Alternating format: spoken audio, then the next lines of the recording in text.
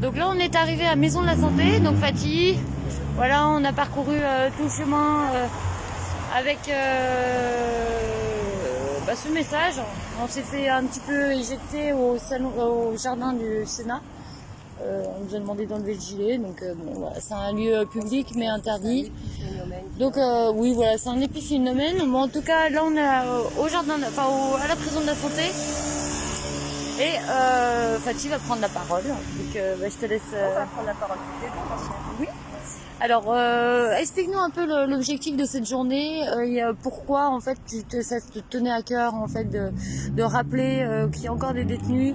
Il y a beaucoup de personnes qui ont perdu énormément et notamment leur liberté pour la cause. Et voilà, bon, je te laisse t'exprimer. Voilà, t'as tout dit en introduction, c'est bien. Ouais, non, ça nous tenait tous à cœur. Enfin, ça me tenait à cœur, ça te tient à cœur, ça nous tient tous à cœur de montrer à tous nos camarades qui sont incarcérés ici à Paris, à la maison d'arrêt de la santé comme ailleurs, qu'on ne les oublie pas, qu'on est solidaires de leur cause, de leur situation, et qu'il vient de faire des petites piqûres de rappel. Parce que moi j'ai le nom de certaines personnes que j'ai pu recenser sur une page Facebook, un petit mot à sourire ou écrire à nos condamnés, mais j'ai pas la totalité de tous les copains, tous les militants, parce qu'on n'est pas là uniquement pour les gilets jaunes, on est là pour les gilets jaunes, mais on est aussi pour tous les militants qui sont des prisonniers politiques et qui sont incarcérés au nom de l'arbitraire. Hein. Donc voilà, ce qui est important en maison d'arrêt de la santé, pourquoi aussi? Parce qu'on a Valentin. Donc Valentin, pour ceux qui se rappellent, c'est le mec qui a été accusé, qui est incarcéré pour avoir soi-disant mis le feu au restaurant La Rotonde. Hein, le Fouquet, c'était le restaurant de Sarkozy, là où il avait fêté sa victoire. La Rotonde, c'est quand même symbolique puisque c'est le restaurant où Macron avait fêté sa victoire en présence de toute la raclure qu'on connaît, notamment Cohn-Bendit et compagnie. Voilà. Donc Valentin, c'est qui? Alors, il y a pas de, je ne sais pas s'il y a des preuves formelles contre lui. Je sais qu'il a été incarcéré à la maison d'arrêt de la santé. J'ai pas eu plus de nouvelles. C'est quelqu'un que je ne connais pas. C'est un gilet jaune de la première heure. Hein. C'est un mec discret. Moi, j'ai regardé un peu son profil. Valentin, ça peut être toi, Caroline. Ça peut être moi.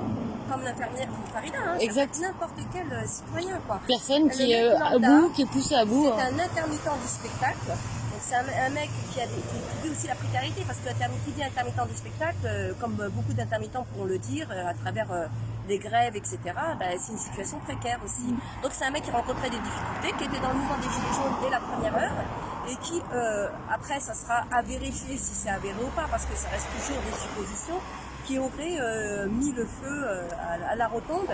Et a priori, soi-disant, ça repose sur... D'où l'intérêt de faire attention avec la géolocalisation, c'est que c'est par rapport à son téléphone, il a été géolocalisé à cet endroit-là, etc. Après, c'est à voir. Mais voilà, Valentin, c'est le mec, c'est incroyable quand tu vois son profil, c'est une gueule d'ange.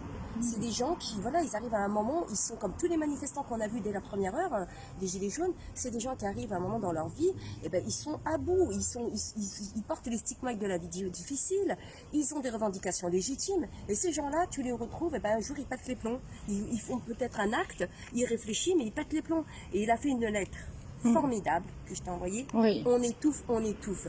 Et c'est marrant parce que cette lettre, elle tombe tellement à propos aujourd'hui avec le masque qu'on nous oblige à porter, qui nous muselle. Et on est vraiment dans ça, on étouffe. Donc j'invite tout le monde à lire sa lettre, on étouffe, qui a été diffusée dans les médias traditionnels. Et donc, pour voilà. mémoire, ça s'est passé quand la rotonde? C'était l'année dernière. Hein. Je crois que c'était en janvier. Mais pas de cette année. Hein. Je sais plus, il faudrait vérifier, mais donc comme quoi on retrouve on étouffe, c'est vraiment quelque chose qu'on retrouve, que ce soit dans les violences policières, dans les privations de liberté, que dans la politique du gouvernement actuellement. Mais c'est ce qu'il dénonce dans sa lettre, elle est vraiment très belle, il faut la lire. C'est un peu de la même veine que celle de Thomas, qui avait été incarcéré aussi par rapport aux événements sur les Champs-Élysées, etc., qui est sorti depuis et qui quand même fait le coup d'une grosse... lui là, c'est un gros dossier aussi, c'est comme Valentin, mais c'est des mecs en fait hyper engagés. C'est des mecs qui ont des convictions et qui à un moment se rendent compte que le système ne tourne pas rond, qu'il y a un vrai problème. Et qui essayent de mettre une pierre à l'édifice. Qui ont basculé, tu vois. Après, toujours avec des signes, parce que ça reste... Il n'y a rien de prouvé.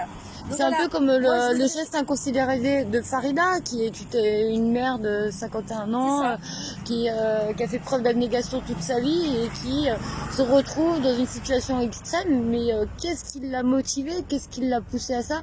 Et dès lors qu'on a la réponse, on devrait un peu plus légitimer les actes inconsidérés. On est tous des Farida, on est tous des Valentin, on est tous des Thomas, on est toutes ces personnes qui sont derrière les barreaux, qui ont milité comme Loïc, qui a milité pour l'écologie, qui se retrouve aujourd'hui, qui a fait 19 mois de prison quand même, et qui a pris 3 ans ferme. Hein.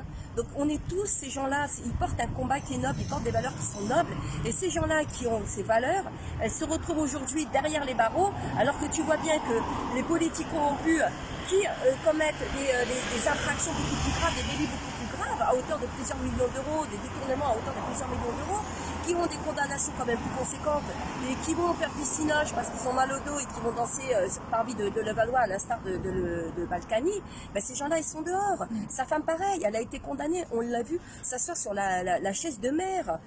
Filons symboliquement, et on l'a condamnée qu'à 2 ans. Pourquoi? Parce que quand tu condamnes, comme on l'a déjà dit, quand tu condamnes à 24 mois, t'es pas obligé de faire de la prison. En revanche, les gilets jaunes, même si c'est 1 mois ou 2 mois, eux ils sont obligés, on les met tout de suite en prison. Le citoyen lambda, on le met en prison même si c'est 3 mois ou 1 mois. Et pour un sandwich. Si un sandwich parce qu'il crève de faim, ben, il va faire de la prison. Donc il y a un problème d'injustice dans notre pays, d'où la nécessité de manifester devant le ministère de l'injustice. Il faut le dénoncer avec beaucoup de force. Donc aujourd'hui, on a fait... c'est comme de Rugy ou même Darmanin qui ont des dossiers et qui reviennent sur les devants de la scène. Voilà, tout ce qui est ignominie, tout ce qui est valeur inversée, on le met au plus haut sommet, et alors que le reste, alors que les gens qui, je te le dis, portent des valeurs nobles, ils sont emprisonnés au nom de l'arbitraire. Donc moi je voudrais énumérer la liste des personnes pour leur marquer notre soutien, de tous les copains qui sont emprisonnés. Donc soutien total à leur famille, à leurs amis et à ces personnes. Donc on a Farid et Thierry qui sont actuellement à Jean Villeneuve-les-Maguelones. Je sais qu'il y a des manifestations qui sont organisées régulièrement. Il y avait Vécu qui avait filmé ça d'ailleurs. Il y avait des trucs super qui avaient été organisés en soutien aux gens incarcérés là-bas. On a Teddy qui est à la maison d'arrêt du Havre. On a Stéphane et Brian qui sont à la maison d'arrêt de Reims. On a Axel, maison d'arrêt de Toulouse-Cesse. On a Guillaume qui est à la maison d'arrêt de Saint-Sulpice-la-Pointe. On a Olivier qui est à la maison d'arrêt de Luynes. On a Norman, notre Norman, qu'on connaît très bien, qui est à la maison d'arrêt de Fresnes. On a Dimitri qui est à la maison d'arrêt de Châlons en Champagne. On a Daniel et Pascal qui sont au centre de détention d'Urmengen. On a Roland Veuillet. Alors Roland Veuillet, c'est un syndicaliste des Gilets jaunes qui est à la maison d'arrêt de Nîmes. Je reviendrai sur ce monsieur. On a Dylan qui est au centre pénitentiaire de l'île-Sequedin. On a Yannick qui est à la maison d'arrêt de Fleury-Mérogis. Yannick on avait assisté à son procès d'ailleurs il n'y a pas très longtemps. On a Sébastien qui est au centre pénitentiaire Le Craquelin. Valentin dont j'ai parlé. Et je n'ai trouvé que cette liste et on sait qu'on en a au moins 1000 comme ça. Donc on ne vous oublie pas, aussi bien les 1000 qui ne sont pas nommés, même plus que 1000, on ne vous oublie pas tout ce qui est militant, qui œuvre pour la bonne cause, qui œuvre pour l'écologie, les gilets jaunes qui œuvrent pour le bien commun, qui se battent contre l'État profond. Tout ça, on ne vous oublie pas. On va revenir sur Roland. Alors Roland Veuillet, je ne sais pas comment ça se prononce, c'est ce monsieur, je ne sais pas si tu te rappelles, c'est un syndicaliste des Gilets jaunes à Nîmes. Il est connu parce qu'il mène des combats permanents. Et alors Loïc, c'est le jeune dont je parlais tout à l'heure, le jeune militant, je crois que c'était au G20, au G7, je ne sais plus, qui a pris 3 ans ferme quand même, qui a déjà fait 19 mois. Lui aussi, il a fait un communiqué, c'est poignant tout ce que disent ces gens-là. Donc Roland Veuillet, pour ceux qui se rappellent, c'est le monsieur qui avait croisé Emmanuel Macron, je crois que c'était en 2017, et à qui Emmanuel Macron lui avait dit la meilleure façon de se payer un costard, c'est d'aller travailler. Donc il dit ça à un mec qui a travaillé toute sa vie, qui est syndicaliste et gilet jaune. Tu vois, c'est bien la preuve, Roland Veuillet, que c'est vraiment un prisonnier politique. Ouais. Il a 64 ans, incarcéré à Nîmes, ce mec-là. Qu'est-ce qu'on lui reproche? Son combat politique sur le terrain. C'est vraiment l'exemple le plus flagrant, avec Loïc et bien d'autres, mais vraiment Roland, c'est tellement flagrant. Et dernièrement, pour les gens qui ont un peu suivi l'actualité, vous avez pu voir qu'il y a eu il y a eu 40 détenus qui ont refusé de réintégrer leur cellule à la prison d'arrêt de Nîmes parce qu'elles sont insalubres, parce qu'ils dénonçaient leurs conditions de détention, etc. Et c'était a priori, il semblerait que ce soit à l'initiative de Roland qui manifeste à l'intérieur de la prison. Malheureusement, bah oui, comme Roland a subi les conséquences puisqu'il est placé aujourd'hui à l'isolement. Donc ce mec-là, ils vont chercher à le broyer. Oui. Ils cherchent à le broyer. Ils le broient déjà, puisque quand tu dénonces l'arbitraire, l'injustice, on te met en prison. C'est déjà une façon de broyer quelqu'un, et de surcroît une personne de 64 ans. Ah, moralement, il est costaud, mais quand même. Les conditions de détention et l'isolement, c'est vraiment pour remodeler une personne, pour qu'il sorte de cette incarcération complètement abattu. Hein. Donc c'est pour ça, total soutien à Roland. Moi, j'affirme mon total soutien à ce mec-là. Si j'ai l'occasion, si je peux un jour aller à Nîmes, ça serait pour justement manifester pour ce monsieur. Parce qu'il requiert vraiment toute notre attention, comme Valentin, comme Loïc, comme tous les militants qui sont prisonniers au nom de l'arbitraire. Voilà. Donc, voilà, on a mis un peu les prénoms des camarades, pas leur nom pour respecter leur anonymat. On n'a pas mis les numéros d'écoute, bien entendu, toujours par respect pour leur anonymat. Mais voilà, que les familles, que les amis et que ces personnes qui sont incarcérées sachent qu'on les oublie pas, qu'on les oubliera pas. On a fait cette action aujourd'hui. Et on la refera. On en fera d'autres. On est venu comme ça de manière fortuite, c'était pas programmé. On est passé sur les champs, puis on s'est dit on va penser aux copains, on va aller voir les copains. On sait très bien que les mois d'été comme ça, ben, les gens partent en vacances et tout cela retombe un peu dans les oubliettes. C'est vrai qu'on programme ce rituel, notamment tous les dimanches, par exemple, comme ça.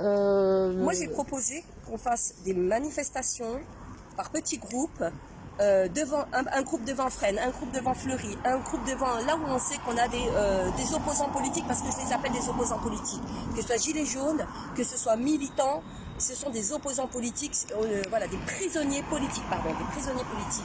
Donc j'ai proposé qu'on fasse ça un peu partout devant les maisons d'arrêt.